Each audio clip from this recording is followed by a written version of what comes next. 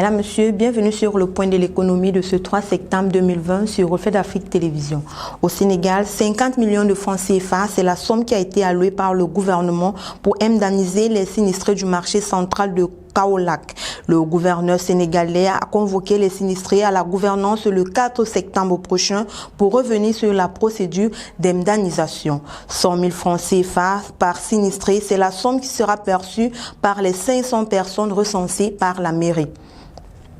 Algérie, le gouvernement fixe le plan de relance économique. Le Premier ministre algérien a présidé le 2 septembre dernier à une réunion consacrée à l'examen des modalités de mise en œuvre des mesures du plan de relance pour une économie nouvelle. Un calendrier qui sera modulé en 3 phases. Les mesures urgentes à mettre en œuvre avant la fin de l'année 2020, les mesures de court terme pour l'année 2021 et les mesures de moyen terme dont la mise en œuvre devra intervenir durant la période de 2022 à 2024. Il convient de rappeler que ce plan de relance économique avait fait l'objet d'une large concertation lors de la rencontre qui s'est tenue les 18 et 19 août dernier sous la haute autorité du président de la République. Cameroun, plus de 1500 milliards de francs CFA mobilisés entre 2010 et 2020 par le pays pour réaliser des projets structurants. C'est dans une note publiée sur l'économie camerounaise au mois d'août dernier que le Fonds monétaire international a révélé que 11 grands projets de première génération ont déjà coûté plus de 1500 milliards de francs CFA au Cameroun. Selon les autorités camerounaises, un grand projet est celui dont les coûts d'investissement représentent au moins 1% des dépenses budgétaires annuelles et qui soutient les perspectives de développement de la croissance à long terme. Le Fonds monétaire international, en juin 2019, a indiqué que le soutien financier des partenaires pour ces 11 projets structurants s'élève au moins à 1195 milliards de francs CFA et le financement propre du Cameroun est estimé à 348 milliards de francs CFA.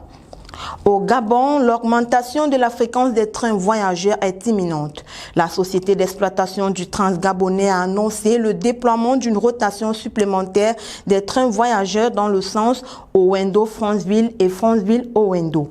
Soucieuse du respect des mesures édictées par le gouvernement gabonais pour lutter contre la Covid-19, la société d'exploitation Transgabonais a rappelé que les voyageurs sont astreints à la présentation d'un test négatif au coronavirus datant de moins de 5 jours avant l'embarquement.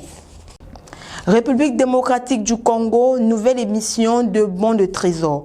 25 milliards de francs congolais de bons de trésor, c'est ce qui a été émis le mois dernier sur le marché financier intérieur pour établir un équilibre entre les dépenses publiques et les recettes. Lancé en octobre 2019, le calendrier des émissions des bons du trésor public devait remédier à la déficience des mobilisations de l'État. Et en juillet, le gouvernement a levé 32,75 millions de dollars américains, ce qui équivaut à 59,54% sur le montant total à lever.